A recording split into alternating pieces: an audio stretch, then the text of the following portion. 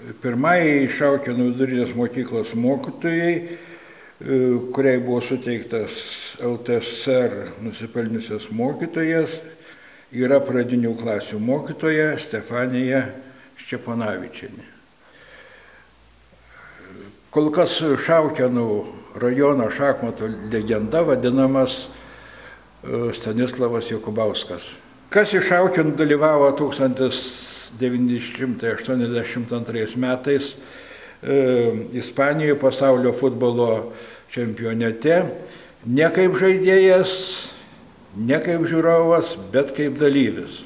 Ispanijoje dalyvavo su Vilniaus valstybinio pedagoginio instituto ansambliu mūsų seniūnas Algimantas Šukys, kuris grojo škrabalais ir dažnai per vidudienio koncertus girdėdavom jo atliekamą kūrinį Mediniai žirgeliai.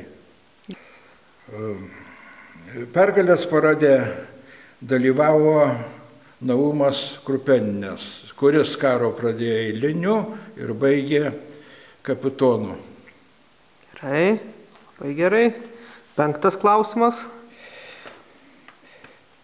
Kas iš šaukėniškių dalyvavo 2012 metų UEFA taurės varžybose Dubline kaip vertėja ir komentatorė?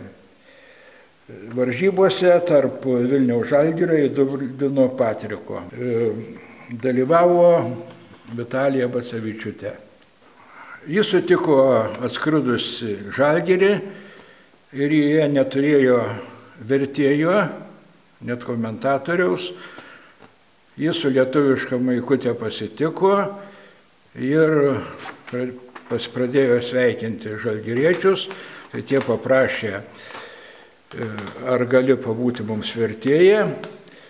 Nusivežė į stadioną pas varžybų organizatoriaus, paprašė aukštojo mokslo diplomą ir tada su visom regalijom apiformino ir lydėjo visur Žalgirį ir prieš varžybas pristatė komandas ir padėjo bendrauti tarp Dublino ir Vilniaus komandų.